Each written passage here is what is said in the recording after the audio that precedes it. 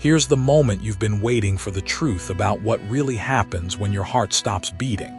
Not the sugar-coated version, not the wishful thinking, but the raw, unfiltered reality that ancient Tibetan masters discovered centuries ago through methods most people can't even imagine.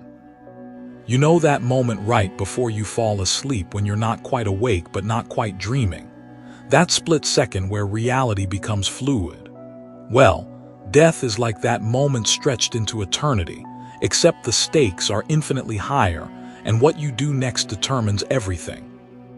I'm talking about your consciousness, your very essence, navigating through realms that make our wildest dreams look like children's cartoons.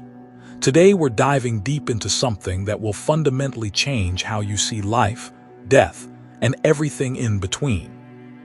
We're exploring the most detailed roadmap of the afterlife ever created, a guide so precise, so comprehensive, that it reads like a GPS system for your soul.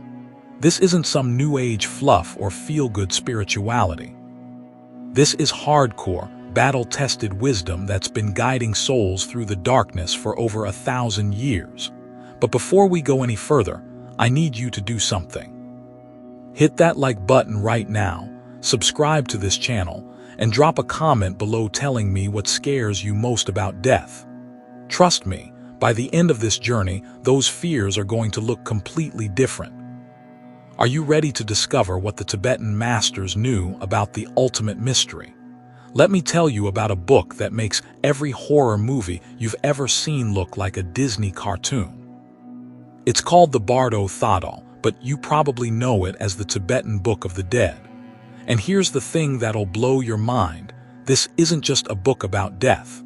It's an instruction manual for the most important journey you'll ever take, written by someone who claimed to have made that journey and returned to tell the tale. Picture this. You're standing at the edge of the Grand Canyon at midnight, and someone hands you a flashlight and a map. That flashlight, that's this ancient text. That map, it's showing you territories that exist beyond the physical world, places where your thoughts become reality and your deepest fears take on lives of their own. The person who created this guide, a man so extraordinary that even today, over 12 centuries later, people still debate whether he was human or something more.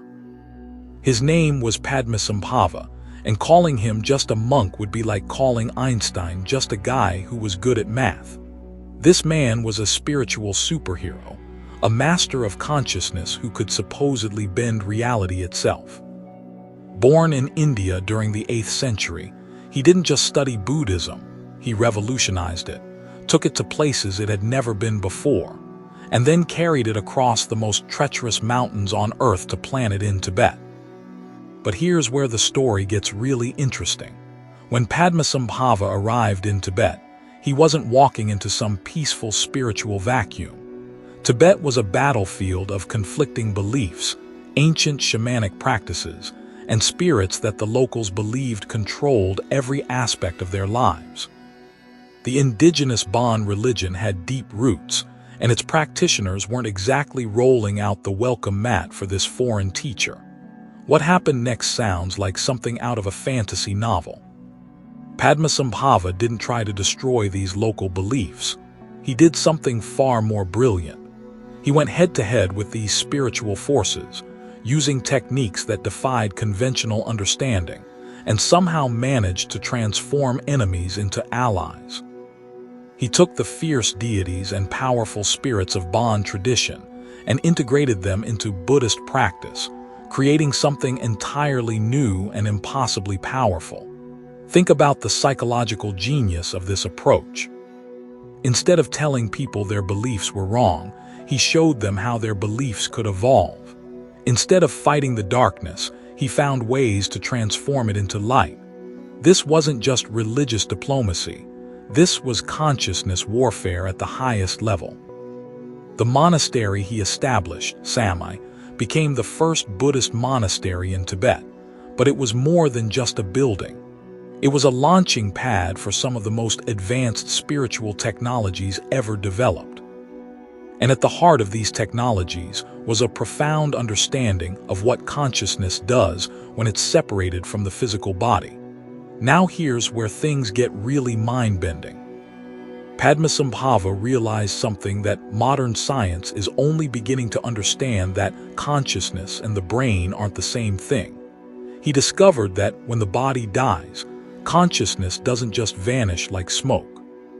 Instead, it enters states that are more vivid, more intense, and more real than anything we experience while alive. But here's the catch, and this is crucial: most people who die have absolutely no idea what's happening to them. They're like travelers suddenly dropped into a foreign country where they don't speak the language, don't understand the customs, and don't know the rules. They wander around confused, frightened, and completely unprepared for what they encounter. That's where the Bardo Thodol comes in. Padmasambhava created this guide because he understood that death isn't the end, it's the ultimate test. It's the moment when everything you've learned, everything you've practiced, everything you truly are gets put to the ultimate examination. And most people fail this test not because they're bad people, but because nobody ever taught them what to expect. The word Bardo literally means intermediate state or gap between. But don't let that simple definition fool you. These aren't just empty spaces. They're realms of experience that are more intense than anything you can imagine. Think of the most vivid dream you've ever had, multiply it by 1,000, then add the kind of clarity you get during your most alert waking moments. That's just the beginning of what consciousness experiences in the Bardos. Padmasambhava identified 3 main Bardos that every soul must navigate, and each one presents different challenges, different opportunities, and different ways to either achieve liberation or get trapped in cycles of confusion and rebirth. These stages aren't just theoretical concepts, they're practical realities that every single person will face, whether they're prepared or not. The first Bardo, called Chikai Bardo, is the moment of death itself. This isn't what most people think death looks like, some peaceful fade to black or tunnel of light leading to eternal rest. This is consciousness experiencing the dissolution of everything it thought was real, everything it used to depend on for identity and security. Imagine every belief you have about yourself suddenly evaporating. Your name, your history, your relationships, your fears, your hopes, everything that makes you you starts dissolving like sugar in water. But here's the amazing part. Underneath all of that dissolution, something emerges that's more you than you've ever been before. The ancient texts describe this as encountering the clear light, but don't think of this as some soft, comforting glow. This is consciousness meeting its own fundamental nature, stripped of all pretense, all conditioning, all limitation. It's like staring directly into the sun, except this sun is made of pure awareness itself. For someone who's prepared, someone who's spent their life understanding the nature of consciousness, this moment is the ultimate opportunity. They recognize this clear light as their own deepest nature and merge with it completely. Game over. No more rebirth, no more suffering, no more confusion. They've achieved what Buddhists call liberation, complete freedom from the cycle of death and rebirth. But here's the tragic reality: most people aren't prepared. When they encounter this overwhelming radiance, this pure intensity of being, they panic. It's too much, too bright, too real. They retreat from their own enlightenment, pulling back into familiar patterns of fear and limitation. They literally turn away from ultimate freedom because it doesn't match their expectations of what freedom should look like. This is why preparation matters so much. This is why spiritual practice isn't just some hobby for people who like meditation and incense. It's training for the most important moment of your existence. Those who fail to recognize the clear light don't get a participation trophy. They move on to the next Bardo, where things get exponentially more complicated. The second stage, the Chanyad Bardo, is where consciousness becomes a theater, and you're simultaneously the director, the actors, and the audience. But here's the twist. You don't remember that you're creating the show. Everything you experience feels completely real, completely external, completely beyond your control. Carl Jung understood this when he said that gods and demons are projections of the unconscious. In the Chaniad Bardo, those projections aren't symbolic or metaphorical. They're lived experiences that can be more vivid and immediate than anything you've ever encountered in physical reality. Your consciousness, now free from the limitations of a physical body, begins manifesting everything you've ever repressed, everything you've ever desired, everything you've ever feared. These aren't gentle symbolic dreams. They're encounters with aspects of yourself that have taken on lives of their own, and they're not necessarily friendly. The Bardo unfolds in two phases, and understanding this progression is crucial. First come the peaceful visions, manifestations of all the positive qualities you've cultivated, all the love you've given, all the wisdom you've gained. These appear as beautiful, radiant beings offering guidance and blessing. Think of the most compassionate, wise person you've ever encountered. Then imagine meeting the pure essence of that quality in a form that radiates perfect peace and understanding. But here's where it gets tricky. Even these peaceful visions can be overwhelming if you're not prepared. The intensity of pure compassion, pure wisdom, pure love can be too much for a consciousness that's used to limitation and conflict. Many souls, when faced with these perfect expressions of their own potential, feel unworthy or afraid. They retreat from their own goodness, convinced they don't deserve such beauty. If you miss the opportunity presented by the peaceful visions, if you don't recognize them as reflections of your own Buddha nature, then consciousness moves into the second phase. This is where things get really intense, really challenging, and really dangerous if you don't understand what's happening. The wrathful visions emerge like a psychological hurricane. Everything you've tried to ignore, everything you've pushed down, everything you've refused to face comes roaring back with terrifying intensity. These aren't external demons trying to harm you. They're aspects of your own psyche that have been distorted by years of avoidance and suppression. Imagine your anger transformed into a being of pure rage, your fear manifested as creatures of unspeakable terror, your guilt and shame taking forms that seem to want to destroy you. These wrathful deities, as they're called, can appear as monsters with multiple heads, beings wreathed in flames, creatures that embody every nightmare you've ever had. But here's the secret that can save you. These terrifying beings are actually trying to wake you up. They're your own wisdom appearing in fierce forms, using shock and intensity to break through layers of delusion and self-deception. They're like a spiritual slap in the face, designed to snap you out of the trance of thinking you're separate from ultimate reality. The key to navigating the Chaniad Bardo successfully is remembering one crucial truth. Everything you're experiencing is your own mind. The peaceful deities, the wrathful deities, the beautiful visions, the terrifying encounters, all of it is consciousness creating experiences for itself. It's like being in the most advanced virtual reality system ever created, except you've forgotten you're wearing the headset. Those who can maintain this awareness, who can remember that they're experiencing projections of their own mind, can work with these visions instead of being victimized by them. They can transform the wrathful deities back into wisdom energies. They can embrace the peaceful visions without attachment, and they can navigate this psychological labyrinth with skill and understanding. But maintaining this awareness requires tremendous spiritual preparation.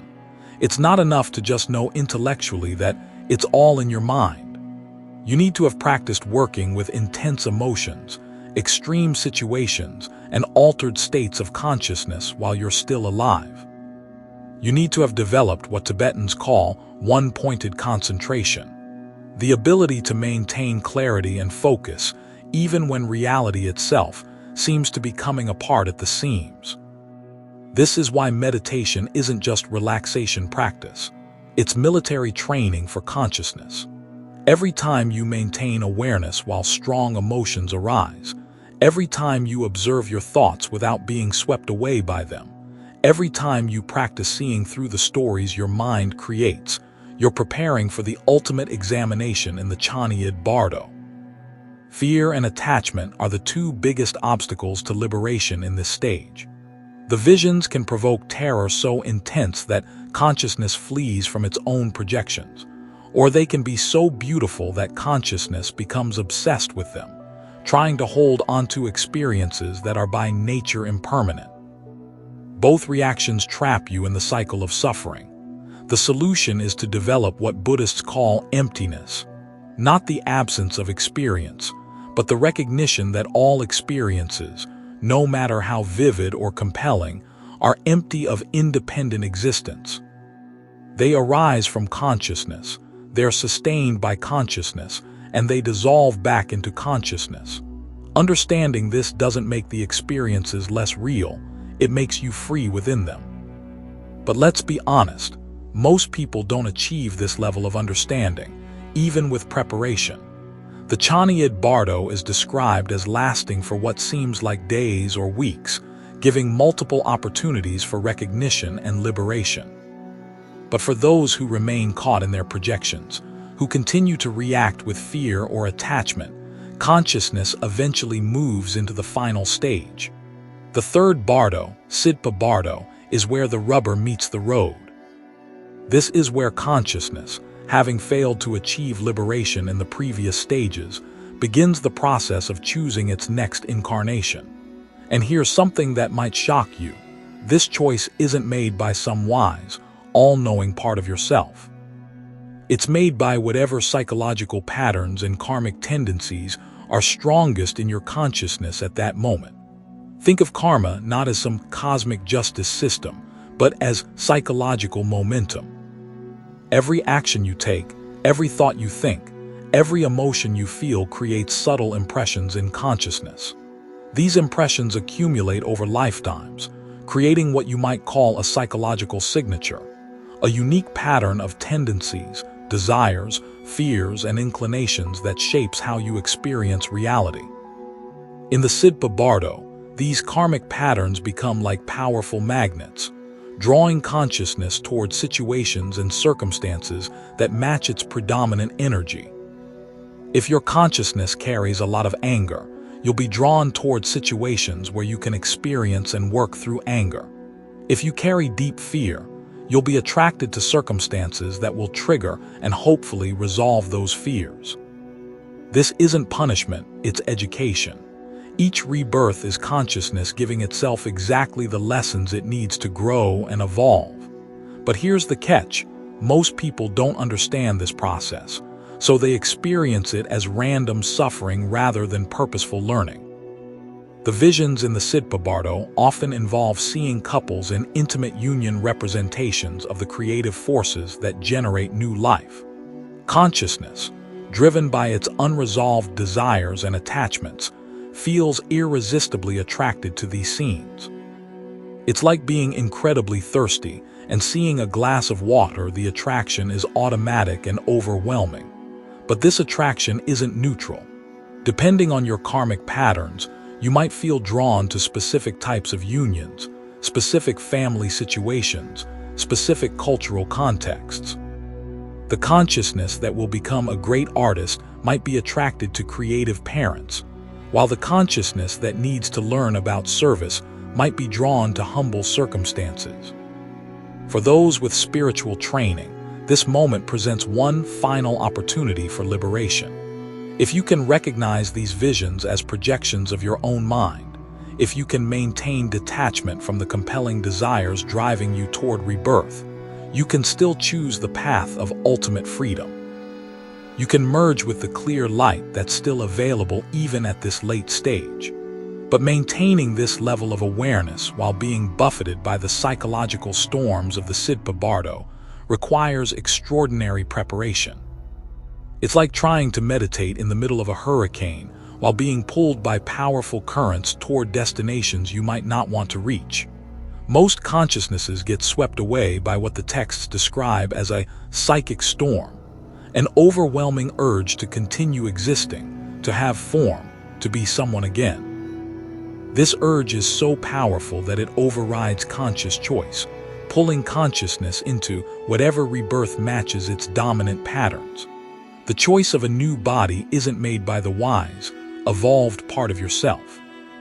It's made by whatever psychological forces are strongest, your unresolved traumas, your deepest attachments, your most persistent fears. This is why people often seem to repeat similar patterns across lifetimes, why the same lessons keep showing up in different forms. But here's something beautiful about this process. Each rebirth is perfectly designed to provide exactly the experiences consciousness needs for its continued evolution. Even the most difficult circumstances serve a purpose, offering opportunities to develop qualities like patience, compassion, resilience, or wisdom that couldn't be developed any other way. The goal of understanding the Siddha Bardo isn't to avoid rebirth out of fear or spiritual materialism. The goal is to transform the process from unconscious compulsion into conscious choice. Advanced practitioners can potentially choose their rebirths deliberately, selecting circumstances that will allow them to serve others or continue their spiritual development most effectively. This requires developing what Tibetan Buddhism calls Bardo training, practices done while alive that prepare consciousness for these after-death states. This includes meditation on death and impermanence, training in lucid dreaming, practices for maintaining awareness during altered states, and most importantly, developing genuine detachment from the ego self while cultivating compassion for all beings. The truth is, most of us will go through these bardos multiple times before we develop enough understanding to navigate them skillfully. But each journey teaches us something. Each experience adds to our wisdom. Each incarnation brings us closer to the ultimate recognition of our true nature. Now, here's something that might change everything for you. The Bardo Thodol isn't just a guide for what happens after death. It's a mirror for what's happening in your life right now. Every day you go through many bardos, transitions between different states of consciousness, different emotional states, different ways of being in the world. When you fall asleep, you enter a bardo. When you wake up, you exit one. When you're caught in a strong emotion, you're in a kind of bardo. When you're between jobs, between relationships, between chapters of your life, these are all bardos, intermediate states where transformation is possible. The same principles that apply to the after-death bardos apply to these everyday transitions. You can practice recognizing the clear light of awareness that's always present beneath your changing experiences. You can learn to work skillfully with the projections of your mind instead of being overwhelmed by them. You can develop the detachment and wisdom needed to make conscious choices instead of being driven by unconscious patterns. This is why the Bardo Thodol is such a practical text. It's not just preparing you for some future event. It's giving you tools for living more consciously right now. Every time you practice staying present with difficult emotions instead of running away, you're training for the bardos. Every time you recognize your thoughts as mental events rather than absolute truths, you're developing bardo skills.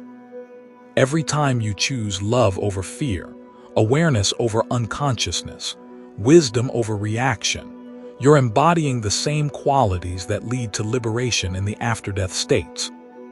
The prepared practitioner doesn't suddenly become wise when they die. They carry into death the same level of consciousness they've cultivated in life. This brings us to perhaps the most practical question. How do you prepare for this ultimate journey while you're still alive? The answer involves much more than just studying texts or believing in particular doctrines. It requires a fundamental transformation in how you relate to your own experience. First, you need to develop a personal relationship with impermanence. Not just intellectual understanding, but deep, felt recognition that everything in your experience is constantly changing. Your thoughts, your emotions, your circumstances, your body, everything is in constant flux.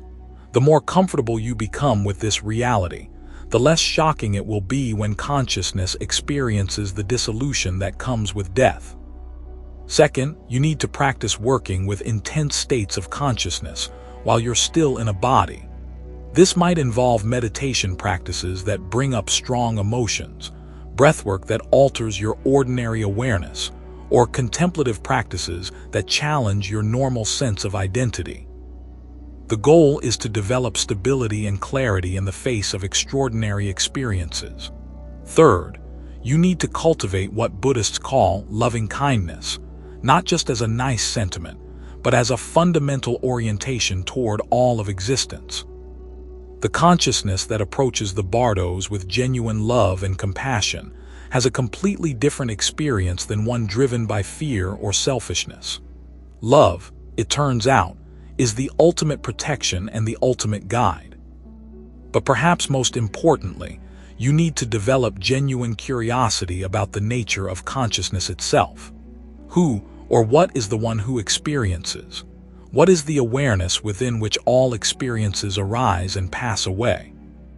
What remains constant through all the changes of life and death?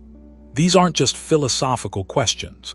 They're investigative practices that reveal the clear light of awareness that's already present in your experience right now. The same awareness that encounters the clear light at the moment of death is the awareness that's reading these words right now. The same consciousness that navigates the Bardos is the consciousness that's having thoughts and feelings as you process this information. The ultimate secret of the Bardo Thodol is that there's nothing you need to wait for. The clear light isn't something you'll encounter only after death. It's the very awareness with which you're encountering life right now. The Bardos aren't just future experiences. They're patterns you can recognize and work with in your present experience. But recognizing this requires a kind of spiritual maturity that goes beyond belief or hope. It requires direct investigation, courageous self-examination, and the willingness to let go of everything you think you know about yourself and reality. This is why the ancient masters emphasize that death is the ultimate teacher. It strips away everything non-essential and reveals what's truly fundamental. It forces you to confront the deepest questions about identity, meaning, and the nature of existence itself. Those who approach death consciously discover that it's not the opposite of life, it's life's greatest revelation. The Bardo Thodol offers us a radical perspective. Death isn't the ending of your story, it's the climax. It's the moment when everything you've learned, everything you've practiced, everything you've become gets tested in the most intense way possible. It's your consciousness's final exam, and the stakes couldn't be higher. But here's the beautiful thing, you don't have to wait until death to start studying for this exam. Every moment offers opportunities to practice the skills you'll need. Every challenge in your life is preparation for the ultimate challenge. Every moment of awareness you cultivate now is an investment in your consciousness's future navigation of the Bardos. The question isn't whether you'll face these transitions, you will. The question is whether you'll face them with wisdom and preparation or with confusion and fear. The choice is yours, and you're making it right now with how you choose to live, how you choose to relate to your experience, and how seriously you take the development of consciousness itself. Death, according to the Bardo Thodol, reveals the ultimate truth. You are not who you think you are. You're not your name, your history, your personality, your fears, or your desires. You are the awareness within which all of these experiences arise and pass away. You are the clear light that illuminates every experience, the consciousness that makes all knowledge possible. Understanding this doesn't require dying first. It requires dying to your false ideas about yourself while you're still alive. It requires the courage to investigate what remains when everything you think defines you is stripped away. It requires embracing the mystery of consciousness with both scientific rigor and spiritual devotion. The masters who created the Bardo Thodol weren't trying to scare you or control you with elaborate after-death scenarios. They were trying to wake you up to what you really are, right now, in this moment. They were offering you a map not just for navigating death, but for discovering the deathless awareness that's your true nature. This journey into the heart of the Tibetan understanding of consciousness and death reveals something profound about human potential. We're not just biological machines that cease to function when the body fails. We're not just random collections of thoughts and memories that dissolve into nothingness. We are conscious beings capable of navigating the deepest mysteries of existence with wisdom, courage, and love. The Bardo Thodol stands as one of humanity's greatest achievements, not because it describes exotic after-death experiences, but because it reveals the extraordinary nature of consciousness itself. It shows us that awareness is not produced by the brain. It's the fundamental fabric of reality within which all experiences, including brains and bodies, appear. Whether you believe in literal rebirth or interpret these teachings symbolically, the practical wisdom remains the same. Consciousness is far more mysterious, far more powerful, and far more fundamental than our culture generally recognizes. Developing a wise relationship with consciousness isn't just preparation for death. It's the key to living with greater freedom, love, and understanding right now. The ancient Tibetan masters offer us an invitation, not to believe their descriptions of the Bardos, but to investigate consciousness directly and discover its nature for ourselves.